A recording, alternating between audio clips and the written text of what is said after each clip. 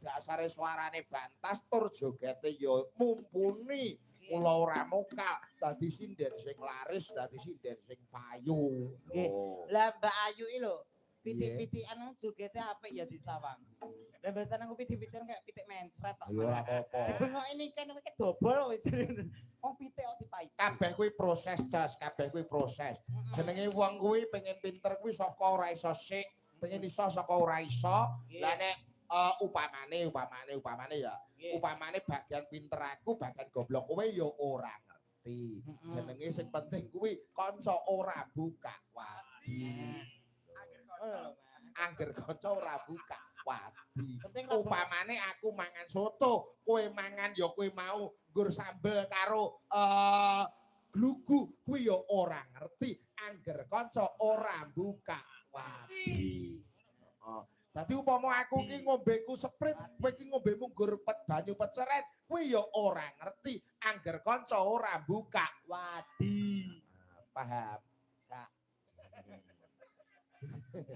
Ora apa-apa. Iki alon-alon ngene ya ya suwe-suwe nek ya pinter dhewe. Lah iya, aku ngene tak nggo pelajaran kok. Pelajaran. Ih. Ngono kuwi kok. Ngapa? Pengen kok? Pengen. Ya ketoke ditawake kacang ya. Kepe ora ditunggoni jer ditawake. Mbok kira gelem aku. Lah moh apa gelem? Ketrok gelem. Tak ketok go gantungan kunci. Mumpung ya jauh lho. Gak nek aku Anin karo Mbak Niken. Nah, didampingi karo Mbak Niken.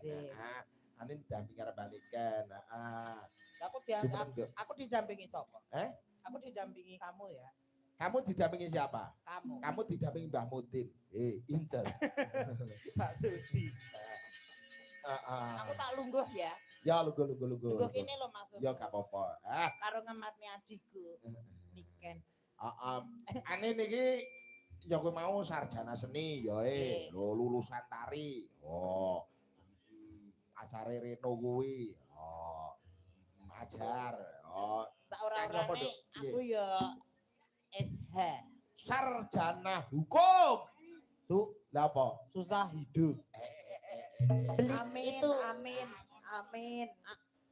amin. Iki tengah wengi. Iki wayahe donga mandi-mandine. Jare kowe ya tak tukokne madu hitam.